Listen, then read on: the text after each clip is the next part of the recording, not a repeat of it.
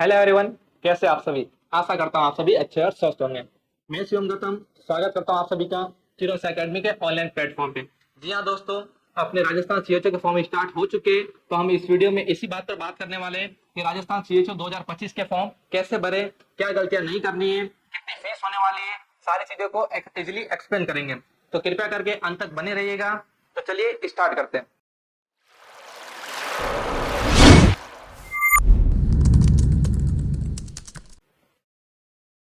जिसके अंदर आपके अंदर जैसे ही आप राजस्थान सीओचओ का फॉर्म अप्लाई करते हो, तो राजस्थान सीओचओ का फॉर्म अप्लाई करने के लिए आपके पास एसएसओ आईडी होना नेसेसरी है। यदि आपके पास एसएसओ आईडी नहीं है तो आप ये फॉर्म को अप्लाई नहीं कर पाओगे। तो इसके लिए आपको क्या करना है, एसएसओ आईडी को पहले बना लेनी है। यदि आपने एसएसओ आईडी पहले बना रखी है तो क्या करोगे, यहाँ पर जाके इजी लॉग इन कर लोगे। यहाँ पर आपके यूजर नेम डालकर, यहाँ पर आपके पासवर्ड, यूजर नेम पासवर्ड डालकर, जो कैप्चा आ रहा है कैप्चा को डालकर यहाँ पर आपको लॉग इन कर लेना है।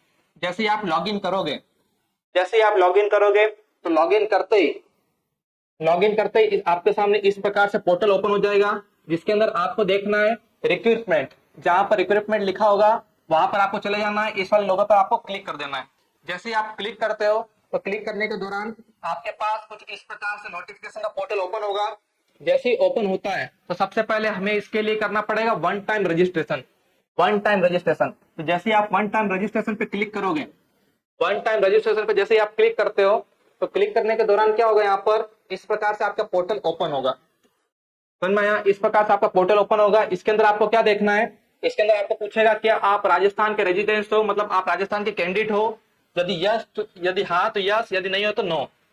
उसके बाद आपने ओटीआर रजिस्ट्रेशन पहले कर लिया है तो क्या हो जाएगा, आपकी मोस्टली जो डिटेल है वो अपने आप ही फिल होके आ जाएगी। या फिर यहाँ पर आपको आपके आधार नंबर दिख जाएंगे, साथ ही साथ आपके फादर नेम, यहाँ पर आपको मेल मेल फीमेल जो भी आपका जेंडर हो वहां पर एक्सचेंज कर लोगे। साथ ही साथ यहाँ पर आपके मोबाइल नंबर, इसको अपडेट कर सकते हो। यदि चेंज करना है तो कोई आपका जो जीमेल आईडी है उसको यदि चेंज करना है तो उसको कर सकते हो। ये सारी चीजें होगी। और यहाँ पर आपका डेट ऑफ बर्थ लिखा हुआ आ जाएगा। ये सारी चीजें जब आप एसओसो आईडी बनाओगे और ओटीआर रजिस्ट्रेशन करोगे तो ये मोस्टली चीजें आपके ऑटोमेटिक फिल हो जाएगी। तो यहाँ पर वन टाइम रजिस्ट्रेशन कैसे करोगे आप, अब वन टाइम रजिस्ट्रेशन की बात करते हो तो ये सारी चीजें हो जाने के बाद आपको क्या करना है, यहाँ पर तीन ऑप्शन दिखेंगे। यहाँ पे लिखेगा fetch data, fetch application form, और यहाँ पर लिखेगा पे फीस। यहाँ पे लिखेगा आपके पे फीस। यहाँ पर हमने कर रखा था फीस, तो यहाँ पर नहीं आ रहा ऑप्शन, तो क्या लिखा है यहाँ पर पे फीस। जैसे आप पे फीस पर क्लिक करोगे, क्लिक करते ही जैसे आप पे फीस पे क्लिक करते हो तो क्लिक करते ही आपको ये सारी चीजें पूछेगा कि आप राजस्थान के रजिस्ट्रेंट हो तो यस करना, नहीं हो तो नो करना। उसके बाद कैटेगरी पूछेगा, कैटेगरी क्या आपकी रिजर्व है तो रिजर्व करना, नॉन रिजर्व है तो या अनरिजर्व है तो अनरिजर्व करना। ये सारी चीज हो जाएगी। उसके बाद आपको क्या करना है, पे फीस। सबसे पहला ओटीआर रजिस्ट्रेशन करते टाइम आपको पे फीस करना है। जैसे आप पे फीस करोगे तो इसकी फीस बता देते हैं हम। जैसे हम फीस पे करते हैं तो फीस क्या आपके, जो आपके अनरिजर्व है, अनरिजर्व के आपके 600, अनरिजर्व के 600, आप जो रिजर्व है जो एसटी एससी कैटेगरी के, ठीक है, और वो कौन से रेजिडेंस कहाँ के, राजस्थान के, उनके लिए फीस है 400। उनके लिए फीस है आपके 400, उनके लिए फीस है 400। तो यहाँ पर ये सारी डिटेल फिल करने के बाद आपको क्या करना है, पे फीस। आप पे फीस आप जैसे ही क्लिक करोगे तो आपके पास नेट बैंकिंग के थ्रू, एटीएम कार्ड के थ्रू, ऑनलाइन, ये सारे माध्यम से आप क्या कर सकते हो, फीस पे कर सकते हो। जैसे आप पे फीस कर देते हो उसके बाद देखिएगा, जैसे आप पे फीस करते हो उसके बाद आपको यहाँ पर पूछता है कि लाइव फोटो। लाइव फोटो मतलब आपके वेब कैमरा के थ्रू आपके यहाँ पे क्या करेगी, फोटो खींची जाएगी। और जैसे आपकी फोटो क्लिक होती है, होने के बाद यहाँ पर आपको एक हैंड रिटन स्पेसिमेन देता है। अब ये क्या होता है, ये क्या होता है इसके बारे में समझो। जैसे ही आप यहाँ पर फोटो अपलोड कर दोगे उसके बाद यहाँ पर आपके आता है हैंड रिटन स्पेसिमेन। इसको क्या करोगे, क्लिक करके करोगे तो आपको डाउनलोड हो जाएगा। और जैसे ही डाउनलोड होता है तो इसके अंदर आपको हैंड रिटन आपको क्या करना पड़ेगा, स्पेसिमेन सबमिट करना पड़ेगा। अब ये क्या होता है, देखिए यहाँ पर इस प्रकार से आपका नोटिफिकेशन ओपन हो जाएगा, जिसके अंदर आपको क्या करना है, यहाँ पर जो भी चीज यहाँ पर लिखा हुआ है, जो हिंदी प्रारूप मतलब जो भी चीज यहाँ पर लिखा हुआ है सेम यहाँ पर आपको लिखना है, रिटर्न डाउन करना है। कैसे करोगे, जैसे यहाँ पर लिखा मैं आवेदक का नाम, तो लिखोगे, जैसे लिखोगे मैं आपका नाम लिखोगे, फिर सेम टू सेम चीजें लिखनी है। जो आपके पापा जी का नाम है, पिताजी का नाम है, उसको लिखोगे, यहाँ पर जन्म दिनांक लिखोगे। ये सारी चीज करके यहाँ पर आपको क्या करना है, आपके ऑटोग्राफ देना है, सिग्नेचर करना है।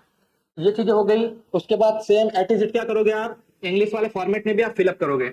ये सारी चीजें होने के बाद यहाँ पर आपको क्या करना है, एसएसओ आईडी, जो आपने एसएसओ आईडी बनाई थी वो एसएसओ आईडी का नाम लिखोगे, साथ साथ ओटीआर नंबर लिखोगे। ओटीआर नंबर जो अपन ने वन टाइम रजिस्ट्रेशन किया, फीस पे की, तो उसमें आपका ओटीआर नंबर आ जाएगा। और करने के बाद यहाँ पर क्या करोगे, परमानेंट एड्रेस, आपका जो परमानेंट एड्रेस है वो लिखकर इसको क्या करके पीडीएफ बनाकर क्या करना है, यहाँ पर आपको अपलोड कर देना है। ठीक है, नेक्स्ट चलते हैं स्टेट रिक्वायरमेंट पोर्टल। मतलब जैसे वो सारी चीज कर लोगे आप, तो करने के बाद आपको वापस से क्या होगा, सबसे पहले हम वन टाइम रजिस्ट्रेशन किया, अब ये सारी चीजें हो चुकी है, तो ये चीजें होने के बाद अब हमें क्या करना है, वापस से पोर्टल पे आ जाना है।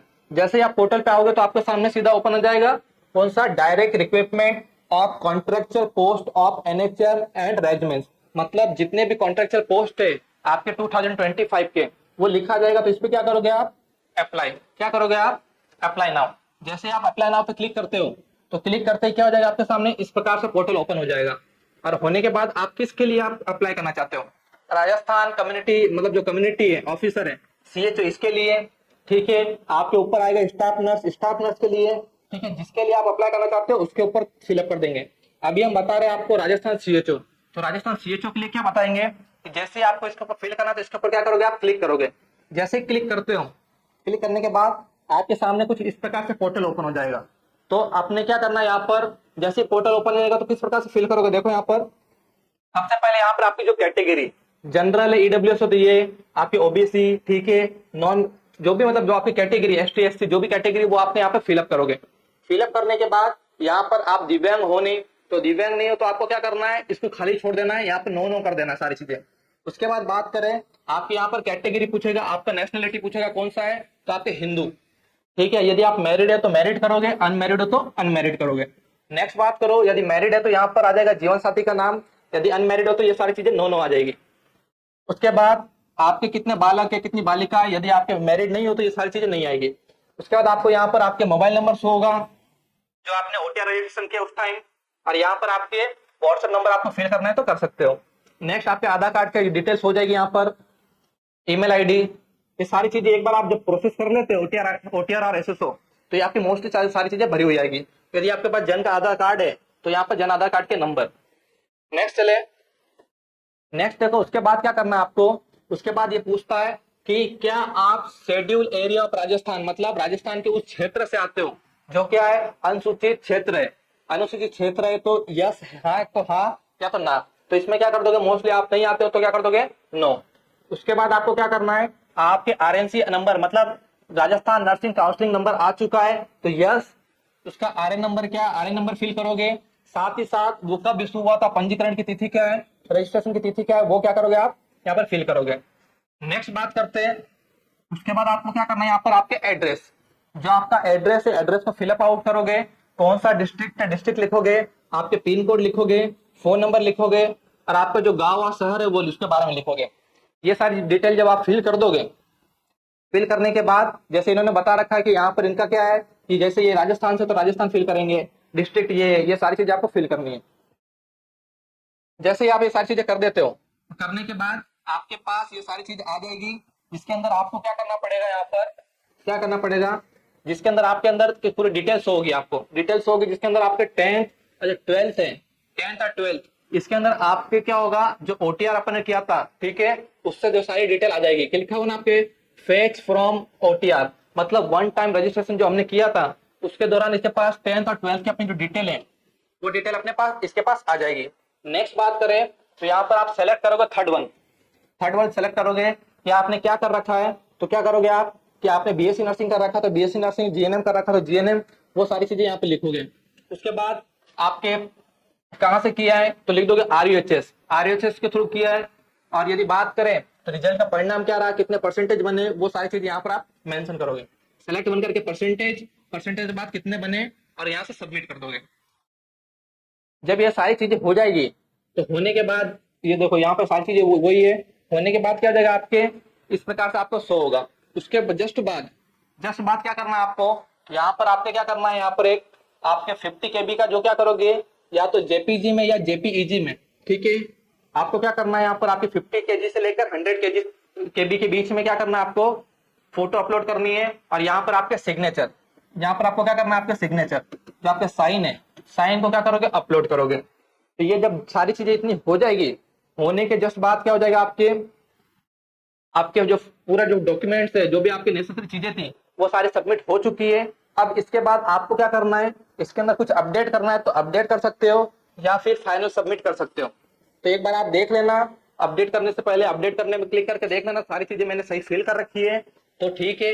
यदि नहीं हो रखी है, मतलब सारी चीजें अपडेट हो रखी है, तो आप क्या कर दोगे, फाइनल सबमिट पर क्लिक कर दोगे। ठीक है, तो यहाँ तक था आपके। इस प्रकार से आप इजिली फॉर्म भर सकते हो। तो गलती मत करना फॉर्म भरते समय। आज से अपने फॉर्म स्टार्ट हो चुके हैं, आपके डेट टाइम काफी पड़ा है, लेकिन आपको क्या करना है, फॉर्म को अप्लाई करना है जल्द से जल्द। तो इसी प्रकार से इंफॉर्मेशन वीडियो में मिलते रहेंगे। धन्यवाद।